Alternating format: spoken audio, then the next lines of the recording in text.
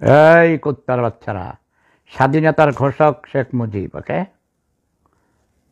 যেই খাইর ফোলারা বলস স্বাধীনতার ঘোষক জিয়া, তাকে মায়েরে আমি কুত্তা দিয়ে শোধ।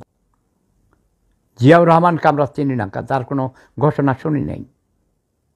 কিসের সে ঘোষণা দেওয়ার কে? তার কি কোনো অথরিটি ছিল? সে একজন সেক্টর কমান্ডার ছিল, 3rd অথবা 4th এমন কিছু। পরে জিয়াউর রহমান 7 নাম্বার ব্যক্তি হিসেবে সেটা পড়েছেন, পাঠ করেছেন। স্বাধীনতার ঘোষণার পাঠক জিয়াউর রহমান স্বাধীনতার ঘোষক নয়। ইতিহাস বিকৃতি করে কোনো লাভ নেই, কারণ এখনও অনেক প্রকৃত মুক্তিযোদ্ধারা জীবিত আছেন। ইতিহাস বিকৃতি করা চলবে না, চলবে না, চলবে না। আমি জানি যারা রাষ্ট্র পরিচালনা করেছে তাদের অনেক ভুল ভ্রান্তি আছে, তারা অসৎ ছিল, বেশিরভাগ দুর্নীতি স্বজনপ্রীতি করেছে। ক্ষমতায় দখল করতে পারলে, যেন তেন প্রকারে ক্ষমতা আসতে পারলে আর ক্ষমতা ছেড়ে দিতে চায় নাই। জনগণকে ঝাড়ু মেরে, জনগণ তাদেরকে ঝাড়ু মেরে তাড়াতে হয়েছে।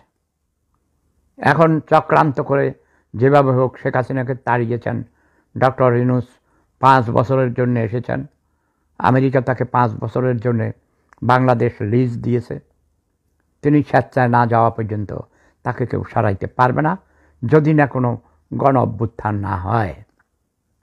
বারবার গণ অভ্যুত্থান হয়, মানুষ মারা যায়। এখন কোনো গণ অভ্যুত্থান হলে কেউ তাদের সন্তানকে যুদ্ধে যেতে দিবে না। এগুলো গণ অভ্যুত্থান। সরকার পরিবর্তন করে এক সরকারকে পাল্টিয়ে, এক স্বৈরাচারী সরকারকে পাল্টিয়ে আরেক স্বৈরাচার আসে। লুটপাট, ঘুষ, রাহাজানি। এই যে নতুন যারা সমন্বয়ক, নতুন দল বানাইছে, কোটি কোটি টাকা কোথায় পায়?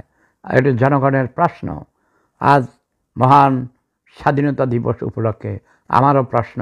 আমি চাইছিলাম ওল্ড হ্যাগার্সদেরকে বাদ দিয়ে নতুন জেনারেশনকে, নতুন প্রজন্মের মুক্তিযোদ্ধাকে ক্ষমতায় আনব, রাষ্ট্র পরিচালনার দায়িত্ব দিব। কিন্তু এরা যারা আসছে, ম্যাক্সিমাম দানিওয়ালা শয়তান, এরা গরিব, এরা খেত খামার, ছোট লোক, এরা ক্ষমতা লিপসু, টাকার লিপসু, এরা টোকাই।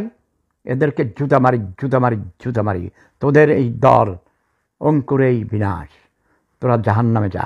আরও নতুনরা এগিয়ে আসো, মুক্তিযোদ্ধাদের সন্তান নাতিপুতিরা এগিয়ে আসো, যারা মুক্তিযুদ্ধের চেতনাকে ধারণ করবে, লালন করবে এবং মুক্তিযুদ্ধের চেতনায় উদ্বুদ্ধ হয়ে দেশকে স্বনির্ভর করবে।